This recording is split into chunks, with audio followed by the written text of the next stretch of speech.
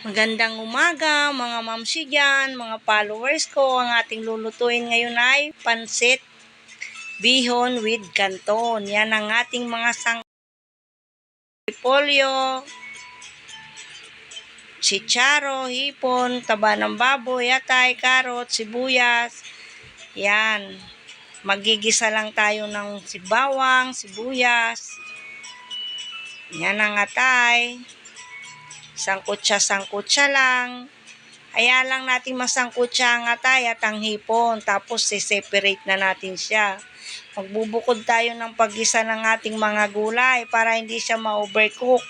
Mas masarap kasi sa ating pansit ang half cook lang. Pag ninuya mo'y malutong. Yan na. Pinagalo-halo na natin ng mga gulay. Nilagay na rin natin ang baboy na taba. Yan na. Luto na siya at half cook lang. Tatabi rin natin yan. Tapos magpapakulo tayo ng tubig.